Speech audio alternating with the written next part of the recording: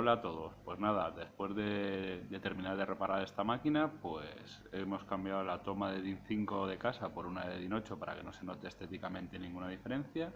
Se le ha hecho el mod de RGB y he lacado la placa para hacer más longeva la vida de la máquina, ya que está reparada. Y ahora se ve como un cromo y suena perfecta. Estoy haciendo la comparativa con los mismos juegos que puse el otro día.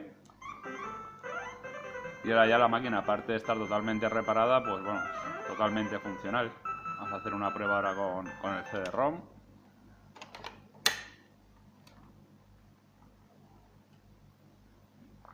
Que tengo puesto la misma versión de Castlevania del otro día en inglés.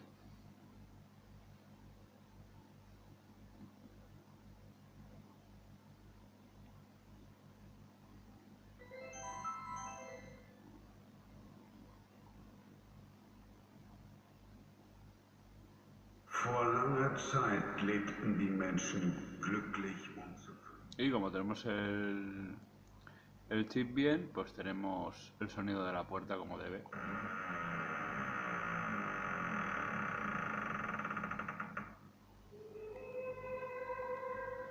Y nada, la verdad es que funciona fenomenal y se ve fenomenal después de hacerle todas las ñapas, los arreglos y de lacar la placa. Ahora ya está para disfrutarlo y para jugar con ella a tiempo.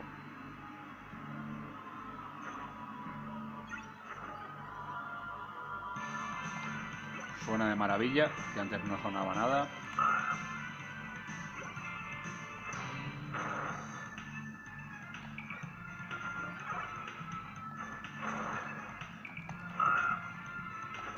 Y nada, pues poco más que comentar, ya tenemos la consola totalmente apañada. Un saludo a todos.